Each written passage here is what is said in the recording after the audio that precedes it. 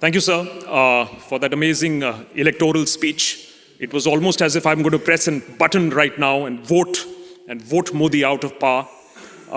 It was very ironical that you spent, 25 minutes talking about the danger that India faces. And at the end of your speech, you land up saying is Modi's aura is on the wane. If it's on the wane, then what's the problem? Why are you so scared if it's on the wane? But the debate till now has progressed as a chat GPT research. One side coming and saying, oh, after 2014, everything is absolutely spick and span. India is shining. On the other side, after 2014, everything has gone down. That's the level that we have seen till now. I hope with Prashant sir, the level goes up beyond this. But I hope that the opposition comes up with better arguments, because at this point of time, there is nothing but statistics. And as a school debater will tell you, that you don't rely your entire speech on just statistics. Because even a class 8 debater will tell you there are three kinds of lies: white lies, black lies, and statistics. So I'm going to stay away from overburdening this audience with just statistics. We're going to talk about India a little bit, and a little less about Modi. That seems to be an obsessive angle here. We are forgetting what is bigger, India or Modi. So there are two basic points in this debate topic. Modi's India, we'll get to that in a bit. And where is India going? Is it going in the right direction or not? You have a very simple job: to prove to this house that it is going in the wrong direction, not that it is making mistakes. Are you trying to tell me the Congress never made mistakes? Are you trying to tell me the CPM never made mistakes? What are we talking about here? You're counting down mistakes. Are we here to just count good things versus bad things? Let's go a little beyond that. India is bigger than that. You know, look at England from India. Okay, I'm going to give you the Indian perspective. If you switch on broadcast and watch the headlines, what do you see? Oh, Brexit. Oh, Boris. Oh, cost of living. Oh, England is going down. It's a pretty gloomy picture. So I thought, really? Things are that bad? Are they going to start taxing us again? Teen guna lagan? You guys...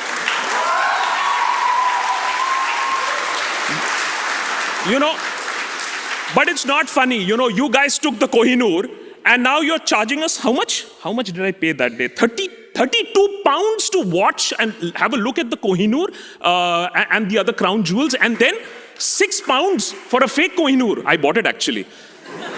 Anyways. But when I was doing a little bit of research, I see the other side. And when I lived in London for the last 1 week, I saw a buzzing metropolis. I saw buildings going up. I didn't see a country in decline or collapse. And I also realized that average people, are driving around in Beamers and Mercs because, well, guess what?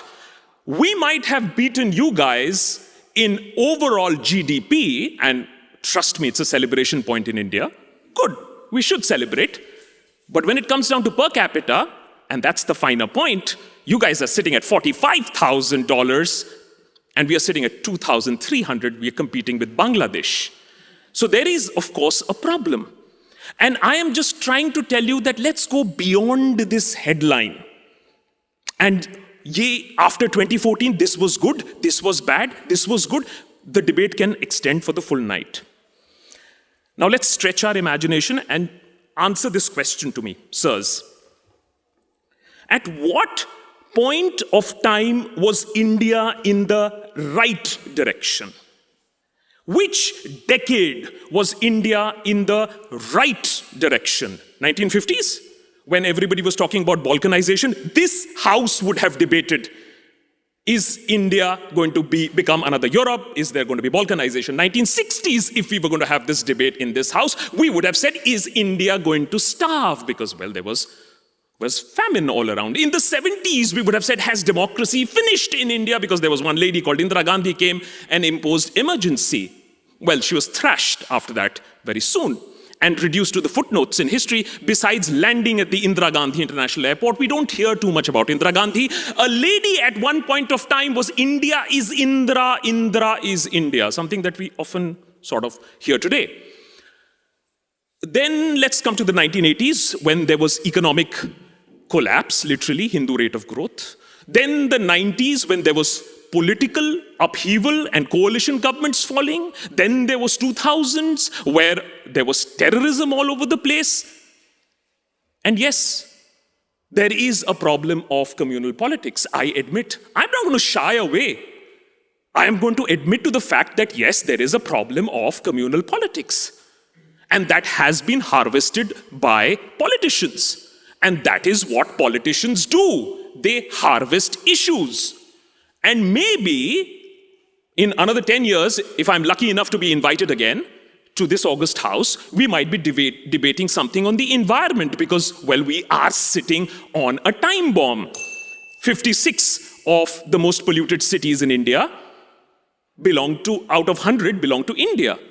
So first and foremost, let's change this mindset that we are in a wrong direction, because we are not. There is never a right direction, a wrong direction. India is larger than one person trying to set the country in one direction. India has always stammered, stopped, hopped, jumped, but there is never a great leap. We are not China. We will take our time. It's an elephant. Remember, guys? It'll take its own time. We are a behemoth. There are issues that we are facing, but we are still on the right track. And I am not going to sit here and count the numerous economic angles to this, how we are a bright spot while the rest of the world is staring at recession. England barely missing recession, Germany getting into recession. And as a matter of fact, even the World Bank has been saying is that not only overall GDP, but per capita GDP, India is the largest, fastest growing large economy. So as far as the economy is concerned, there are issues, there is concern, but we are much better off than the rest of the world. So let's take the economy aside. Everybody is in a worse off state than us. Then, besides us having losses and having wins, let's come to another point which I find very interesting. We are upheld to this standard of democracy. I, on my channel, scream day in and day out that we need to be better. Agreed. But who am I competing with? Whose standard of democracy you want us to live up to? UK? You guys had the Magna Carta in 1215, if I'm not wrong? And then King Charles I was hiding in Oxford, then he was dragged out and then beheaded in 16th century or whatever.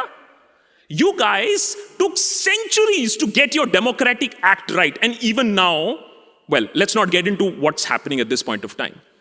But I am just saying, look at 75, 80 years. Was England a good practicing democracy after Magna Carta, 16th century, 17th century, 18th century? When? How much time did it take you? Let's take USA. 1776, and then 70, 80, 90 years down the line, civil war, ripped apart the nation. Everything had to start anew, and even then you had the Jim Crows, etc., etc. I am not saying India is perfect. I am admitting to the lots of flaws that India has at this point of time. What I'm trying to tell you is that a democracy will not leapfrog, or one person can't hold back such a massive country that had been set on a path in 1947. And to say that one person can decide the destiny of this nation is to do injustice to the country called India. Over drinks. The point that is very, very important for us to understand is that one person may try, and we've had a dictator who tried but failed. Allow me to elaborate on this point a little bit. I know this is a little counterintuitive, but let me explain. If you see 2019 election results in India, because today the other issue that I have with this topic is Modi's India. And because right path or wrong path is going to be decided by Modi's India, let's try and analyze, is it really Modi's India? Why are we giving Modi such a lot of importance to decide that he controls the destiny of India? I don't agree with it. So what I'm trying to tell you is that India's path and destiny cannot be decided by Modi. Here's why. 2019, BJP peaks. How much does it have? 37, 38% of the popular vote. It's a big thing, I agree. 1989, post 1989, the biggest vote share, 303 seats, well done. But the fact of the matter still is that out of 10 voters, you only have 4. You don't have the rest of the 6. The rest of the 6 voted for somebody else. The problem is that the rest of the 6 can't get their act together. The CPM, the Congress, the Aam Aadmi Party, to which Prashant Bhushan belonged to earlier, but understood the problems in the party.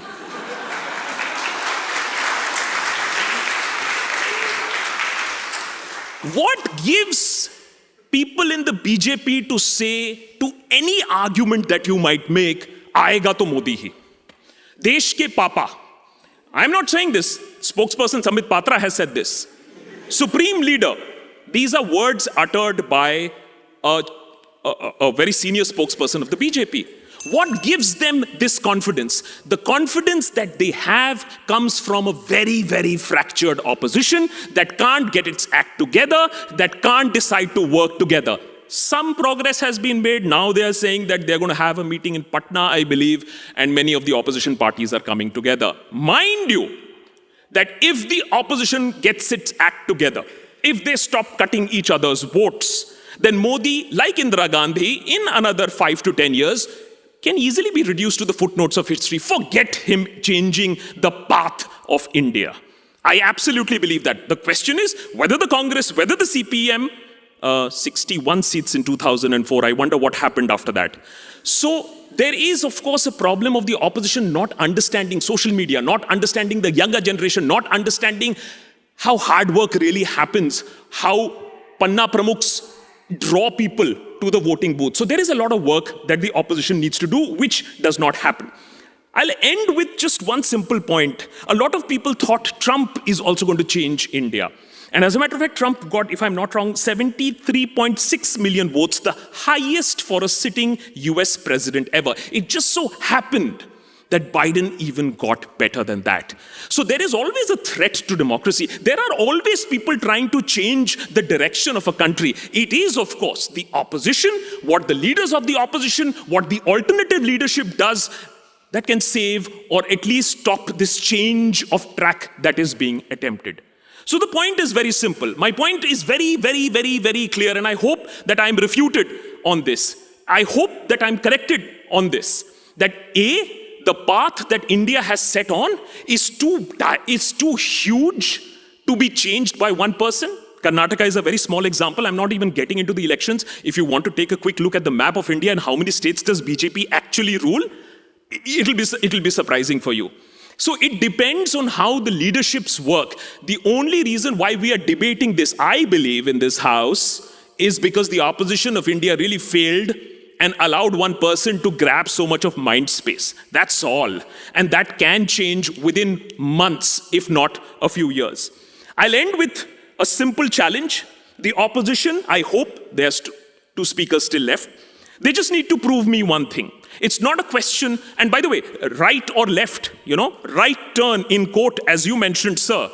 I can also mention left turn that we have been for the last 70 years when liberalization was not allowed and we starved ourselves. Had we liberalized much more, maybe our per capita income today would have been $20,000 maybe. So we have been stuck at the left turn also. So it's not a question of right turn or the left turn. The question is, are we on the right path? Yes, there have been blockages. Yes, communal politics has been exploited, just like you had exploitation of caste politics, just like you had exploitation of poverty politics, Garibi Hatao, which the Congress would remember very well. In the same way, communal politics and a religious revivalism has been weaponized. I agree to that. I admit to that. The question is, can you, sir, counter that and help us again get back to a very fast pace on direction? Have we meandered a little bit? I would agree. Have we not done the best that we could have? I absolutely agree. But are we on the wrong path? I am not getting that. Please let me know, where is it that India has taken a U-turn or completely gone on a wrong path? That is what you need to prove to this House, which unfortunately hasn't been done till now. Thank you.